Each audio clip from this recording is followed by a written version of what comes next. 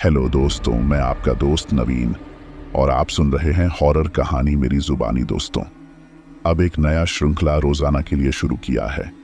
श्रृंखला ये है कि कहानी को सुनने के बाद आपको कहानी अच्छी लगे तो आप कमेंट करके ये बताना कि आप किस जगह से कहानी सुन रहे हो और आपका नाम क्या है। इसके बाद अगली वीडियो में मैं आपका नाम जरूर लूंगा। कमेंट करना ना भूलें और यूट्यूब चैनल को भी सब्सक्राइब करें। यह छोटा सा सहयोग मेरे लिए बहुत महत्वपूर्ण है। दोस्तों, पिछले कुछ वर्षों में स्थिति इतनी बदल गई है कि अब आप पहले की तरह किसी भी चीज को खरीदने या बाहर कुछ खाने का मन करते हैं तो गर्मी के मौसम में और चिलचिलाती धूप में आपको कहीं जाने की जरूरत नहीं, बल्कि चीजें खुद आपके पास आ जाएंगी। आप लोगों को शक होगा कि मैं क्या कह रहा हूं, लेकिन यह सच है कि अब सब कुछ उपलब्ध है। वर्तमान में ऐसी कई कंपनियां आ गई हैं जो ऑनलाइन खाना डिलीवर करती हैं। इसलिए अगर आपको भूख लग रही है और आपको खाना बनाने का मन नहीं है तो आप घर बैठे पैसे देकर अपना मनपसंद खाना मंगवा सकते हैं। और इन कंपनियों के आने से कई लोगों को काम भी मिला है। आप में से बहुत से लोग ऑनलाइन खाना ऑर्डर करके घर पर खाते होंगे। लेकिन आज की हमारी कहानी मैं एक भयानक घटना बताऊंगा। यह सुनने के बाद शायद आप में से बहुत से लोग ऑनलाइन खाना खरीदने से पहले एक बार सोचेंगे, या फिर कहीं आपके मन में यह विचार आ जाएगा कि मेरे साथ ऐसी भयानक घटना कभी ना हो। और अगर आप में से कोई बाहर से ऑनलाइन खाना खरीदने का शौक है तो आपको यह कहानी सुननी चाहिए। आज की हमारी कहानी दिल्ली की रहने वाली राधिका की है। दोस्तों, मेरा नाम राधिका है और मैं गुजरात में रहती हूँ। चलिए अब राधिका से कहानी सुनते हैं। मैं वैसे राजस्थान की रहने वाली हूँ, लेकिन मैं यहाँ रहकर अपनी पढ़ाई कर रही हूँ। तो गुजरात में क्या कर रही हूँ? वास्तव में मेरी दीदी का घर गुजरात में है और मैं इस समय उनके घर पर रहकर अपनी पढ़ाई पूरी कर रही हूँ और इससे मेरा घर किराया बच जाता है। लेकिन वह भयानक घटना मेरे साथ हुई थी जब मैं दीदी के घर पर नहीं रहती थी और एक पीजी में किराए पर रहती थी। क्योंकि मेरे शुरू से ही कुछ अलग सिद्धांत थे कि मैं किसी के ऊपर बोझ नहीं बनना चाहती थी। यही कारण था कि मैं शुरू से ही मैं अकेले रहना चाहती थी, क्योंकि वह घटना इतनी भयानक थी कि मेरे सारे सिद्धांत ध्वस्त हो गए। जब मैं लोगों को उस घटना के बारे में बता रही हूँ तो मैं सब दृश्यों को याद करते वक्त मेरा शरीर रोम रोम खड़ा हो जाता है। और मैं नहीं जानता क्यों मुझे ऐसा लगता है कि अगर उसे पता चला कि मैं उसके बारे में किसी से चर्चा कर रही हूं तो मुझे ऐसा लगेगा कि मैं उसके बारे में किसी से चर्चा कर रही हूं, तो मैं तो कहीं वह फिर से मेरे ऊपर हमला करने के लिए ना आ जाए। वह रात मेरे जीवन की सबसे काली और भयंकर रात थी, जब मैंने मौत को इतने करीब से देखा कि मैं आप लोगों को शब्दों में बयां नहीं कर सकती। उसका भयानक चेहरा, उसकी गुस्से से भरी हुई आंखें, उसकी लंबी नाक में और उसकी भयानक मुस्कान उसके भयानक रूप को और भी भयानक बना रही थी। अगर मैं उस दिन सही समय पर वह कदम नहीं उठाता तो शायद आज मैं आप लोगों को यह कहानी सुनाने के लिए जीवित नहीं होती। लेकिन अब आप लोग सोच रहे होंगे कि मेरे साथ क्या हुआ जो मैं इतना बड़ा कर बोल रही हूं। तो चलिए अब मैं आपको पूरी बात बताती हूं।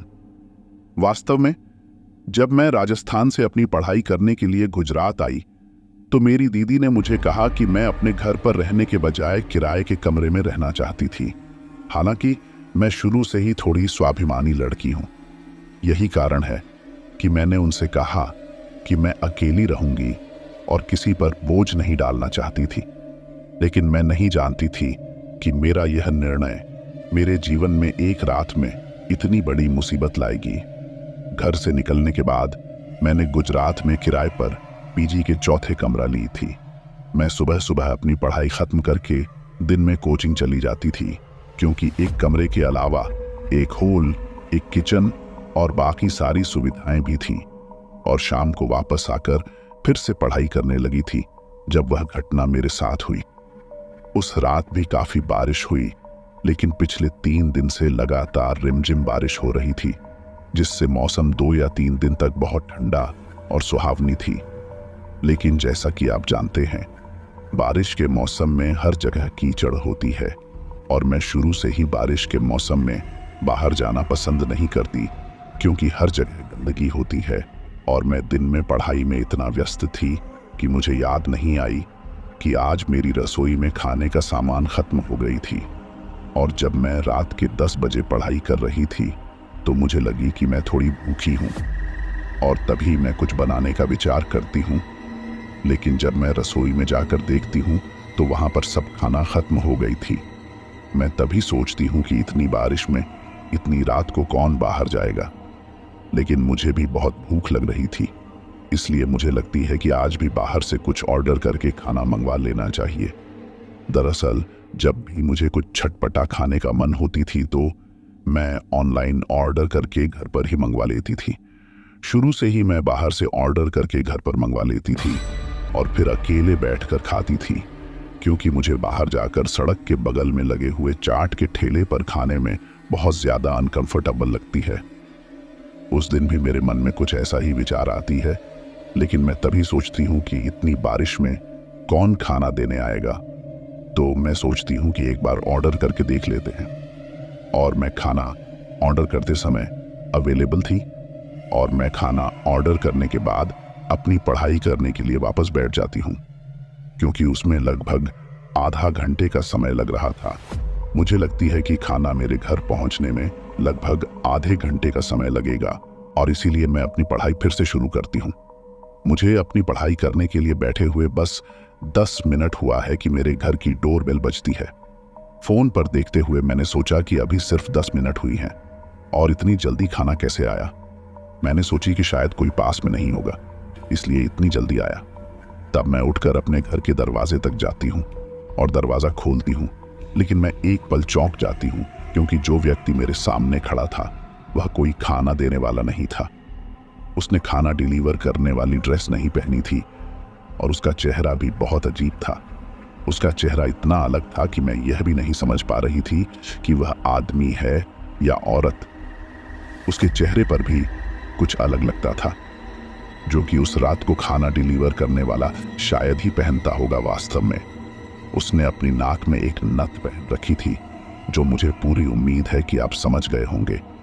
हालांकि मैं आपकी भाषा में नथ का अर्थ नहीं जानती, लेकिन यह एक अलग तरह का नाक में पहनने का आभूषण है। दरवाजा अचानक से खोलते ही मेरे मुंह से सिर्फ एक लाइन निकलती है, जी बताओ क्या हो गया।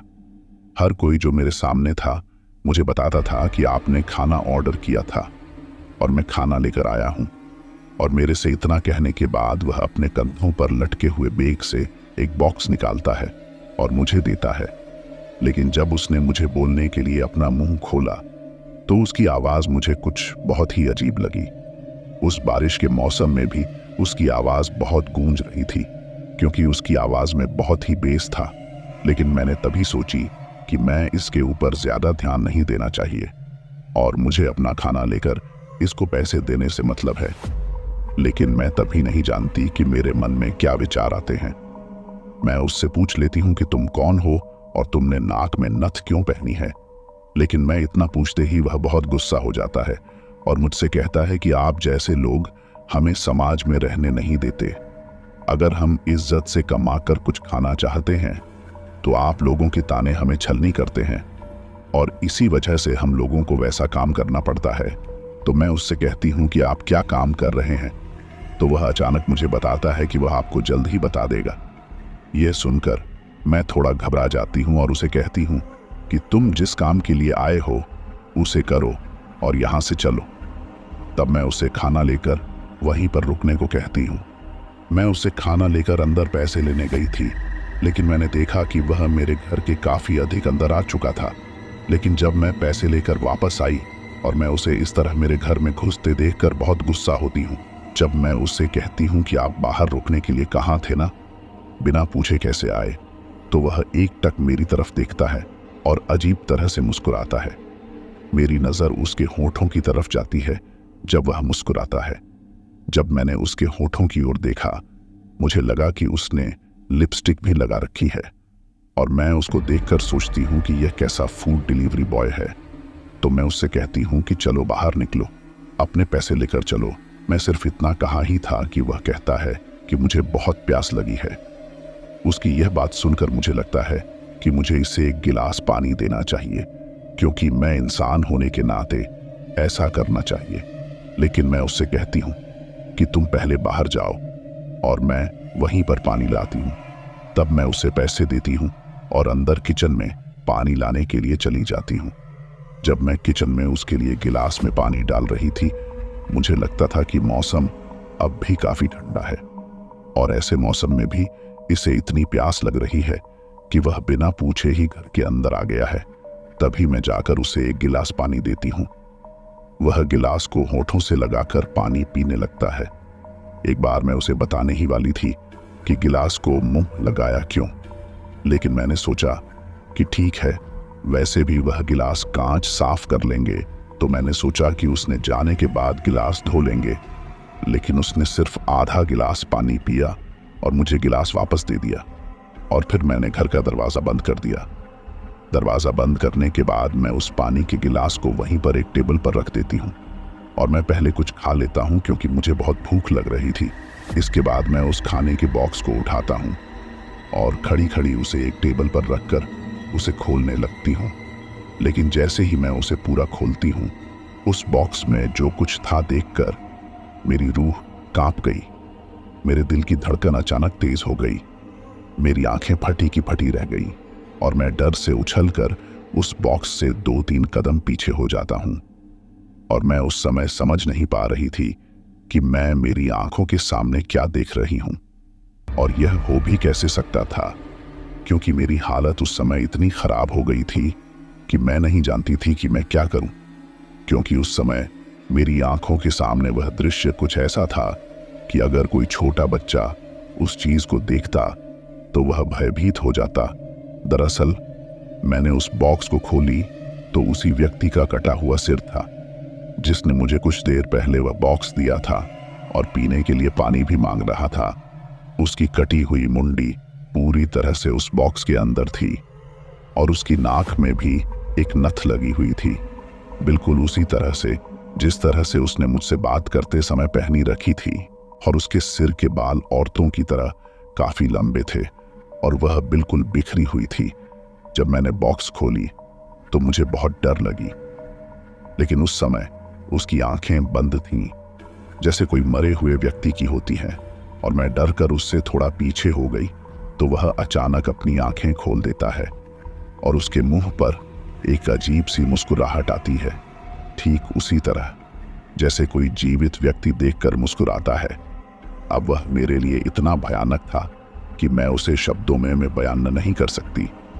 उस वक्त मैं जोर जोर से सांस ले रही थी, जैसे मैं डर गई थी कि मेरा यूरिन यहीं पर निकल जाएगा, और मेरी आंखें फटी की फटी रहकर उस मुंडी की तरफ देख रही थी। घर के मुख्य दरवाजे से किसी के खटखटाने की आवाज आई, और उस समय जो कोई बाहर था वह इतनी तेज से मेरे दरवाजे को खटखटा रहा था कि जैसे वह बस दरवाजे को तोड़ देगा। मैंने सोचा कि दरवाजे पर एक डोरबेल भी लगी हुई है, वह डोरबेल को क्यों नहीं बजा रहा था। लेकिन मैं उस समय बहुत ज्यादा भयानक स्थिति में थी, और मैं भी उस समय भागना चाहती थी। इसीलिए मैं दौड़कर मुख्य दरवाजे की ओर जाता हूं और तुरंत दरवाजा खोलता हूं, और दरवाजा खोलते ही मैं डर से उछलकर फर्श पर गिर गई। और अब जो मेरी आंखों के सामने था वह धीरे धीरे अपने कदमों को मेरे घर के अंदर की तरफ बढ़ा रहा था, और मैं फर्श पर पड़ी पड़ी ही अपने हाथों के बल पीछे की तरफ खिसक रही थी जब उसने अपने कदमों को मेरी तरफ बढ़ाते देखा। और उस समय मैं सिर्फ यही बोल रही थी कि नहीं नहीं, क्योंकि मैं दरवाजा खोलते ही वही आदमी मेरे सामने खड़ा था, जो मुझे अभी कुछ देर पहले एक बॉक्स देकर गया था जिसमें उसी की कटी हुई मुंडी थी। और जब वह मेरे सामने था, उसकी कटी हुई मुंडी को उस बॉक्स में देखकर मुझे विश्वास नहीं हो रही थी कि एक व्यक्ति का सिर एक साथ 2 स्थानों पर कैसे हो सकता है। जब तक मैं समझ गई थी कि यह कोई जीवित इंसान नहीं है, बल्कि एक बहुत बुरी शैतानी आत्मा या पिशाच है। मैं अपने हाथों के बल फर्श पर पीछे की तरफ रेंग रहा था, यह मुझे जिंदा नहीं छोड़ेगा। तो वह बुरी आत्मा या कोई भी चुड़ैल मुझे इस तरह से अपनी जान बचाने के लिए तड़पता हुआ देखकर बहुत खुश हो गई थी। अब वह धीरे धीरे मुस्कुराने लगती है, फिर जोर से हंसने लगती है। यह सीन बहुत देर तक चल रहा था और मैं अपने हाथों के बल पीछे खिसक रही थी और वह धीरे धीरे मेरी ओर बढ़ा रही थी, जिससे मैं खिसक के पीछे की तरफ मेरे किचन में पहुंच गई थी। वह भी किचन से बाहर निकल चुकी थी, इसलिए मेरे पास पीछे खिसकने के लिए कोई जगह नहीं थी और लगभग 10 मिनट तक वह मेरी तरफ ही चलती रही। ऐसा लगता था कि वह सिर्फ मुझे डरा कर मारना चाहती थी, और अगर वह सिर्फ मुझे मारना चाहती थी तो वह मुझे किसी भी तरह मार सकती थी, लेकिन शायद वह मुझे तड़पा तड़पा के मरना चाहती थी। वह मेरे बहुत करीब आ चुकी थी, इसलिए वह चाहती थी कि मैं डर से मर जाऊं। लेकिन तभी मैं किचन में मिर्ची के डब्बे देखती हूं और सोचती हूं कि मरना तो आज मुझे वैसे भी है, तो क्यों ना मरने से पहले अपने आप को बचाने की कोशिश क्यों ना किया जाए। तब मैं अचानक से उस मिर्ची के डब्बे को उठाकर उसे चुड़ैल की आंखों में डाल देती हूँ। मैं इतनी जल्दी किया कि चुड़ैल कुछ भी नहीं समझ पाई और उसकी आंखों में मिर्ची डालते ही मैं पूरी हिम्मत करके वहां से उठती हूँ। उस समय वह चुड़ैल जोर जोर से चिल्लाने लगी और दोनों हाथों से अपनी आंखों को दबाने लगी। तभी मैं उठकर उसको साइड में जोर से धक्का देती हूँ, लेकिन जैसे ही मैं उसको छूती हूँ मुझे एक जोर का करंट लगती है, इतनी तेज कि मैं अपने हाथ से उसको धक्का देते समय हाथ जल चुका था। लेकिन उस समय मैं अपनी जान बचाने पर ज्यादा ध्यान देती हूँ और तुरंत उस घर से बाहर की तरफ दौड़ने लगती हूँ। मैं बेहोशी की तरह होकर उस घर से निकलकर सीढ़ियों पर नीचे आ रही थी। उस समय मैं उस मकान से 3 मंजिल नीचे चली गई थी, यानी ग्राउंड फ्लोर पर चली गई थी। लेकिन तभी मुझे उन सीढ़ियों के कोने में उस चुड़ैल की वही कटी हुई मुंडी दिखाई दी और वह मुंडी मेरी तरफ देखकर मुस्कुराने लगी। तो मैंने सोची, अगर मैं आज इससे डर कर यहाँ पर रुक गई तो यह मुझे पक्का मार देगी। तो मैं गुस्से में उसकी तरफ बढ़ गई और मैं उसे एक जोर की लात मारती हूँ, जिससे वह मुंडी गेंद की तरह ग्राउंड की तरफ उछलती हुई बाहर चली जाती है और वहीं पर गायब हो जाती है। लेकिन लात मारते ही मेरे पैर में बहुत तेज दर्द होने लगता है और मैं अपने पैर की ओर देखती हूँ। जिस पैर से मैंने लात मार दी थी उस पैर की सभी उंगलियों के नाखून गायब थे, जब तक मेरे नाखून ही उखड़ चुके थे और उसकी वजह से मुझे बहुत दर्द होने लगा, इतना ज्यादा कि मैं आपको बता नहीं सकती। उसके बाद मैं अपने पैर से चल भी नहीं पा रही थी जब बाहर बहुत बारिश हो रही थी। यही कारण है कि मैं ग्राउंड में ज्यादा लोग देख नहीं पा रही थी, लेकिन मैं अचानक से 1 या 2 लोगों को बुलाती हूँ और मेरी हालत देखकर वे भी बहुत घबरा जाते हैं।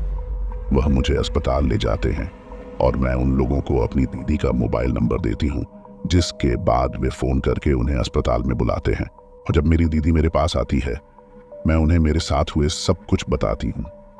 डॉक्टरों ने 2 या 3 दिन के इलाज के बाद मुझे छुट्टी दे दी, लेकिन मेरे उस पैर पर पट्टियां अभी भी बंधी हुई थीं।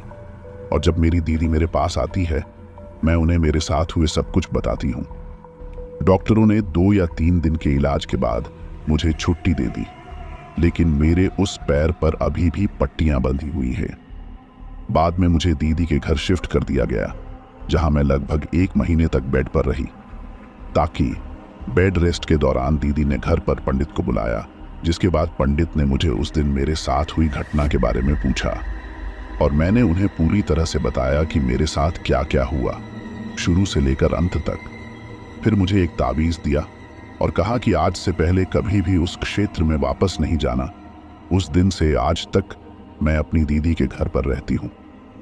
घर से बाहर कहीं भी जाओ तो अकेले मत जाना और किराए के कमरे पर अकेले रहने की सोच को पूरी तरह से बाहर निकाल देना। और मैं यहीं पढ़ती हूँ, लेकिन उस दुर्घटना से बाहर निकलने में लगभग 8 महीने लग गए, इसलिए हर समय मुझे लगता था कि वह मेरे पास है, वह मुझे कभी भी मार सकती है। और आज तक उस बात का पता नहीं चला वह वास्तव में क्या था। वह पंडित जो हमारे घर आए थे उन्होंने हमको कुछ नहीं बताया था। पंडित ने सिर्फ इतना ही बताया कि अगर मैं आपको बताता कि वह कितनी खतरनाक थी तो आप अब जितना डर रही हो उसके बारे में पता चला तो तुम्हें कई गुना ज्यादा डर जाएगी। लेकिन आप उसके चंगुल से बच गए और अब कोई खतरा नहीं है। इसलिए आपको हर समय याद रखना चाहिए कि कभी भी अकेला नहीं रहना चाहिए। दोस्तों, यह थी आज की कहानी। इसके बाद दोस्तों हम वापस श्रृंखला शुरू करेंगे। जो मैंने आपसे कहा था, साथ ही जिन लोगों ने कल की कहानी सुनने के बाद कमेंट करते हुए अपना नाम और जगह बताया था, अब उन लोगों का नाम लेता हूं। पहला नाम है असम से नाजिम अख्तर। अगला नाम मुरादाबाद उत्तर प्रदेश से आसिफ चौहान। अगला नाम असम गुवाहाटी से सुबारना। अगला नाम पाकिस्तान से हारिस। अगला नाम यूएई से सुल्तान। अगला नाम उड़ीसा से प्रियंका। अगला नाम झारखंड से अजय। अगला नाम दिल्ली से गौरव। अगला नाम सऊदी अरब से मेहताब मोहम्मद। अगला नाम दिल्ली से निशी नायक। धन्यवाद दोस्तों, मिलते हैं अगली वीडियो में।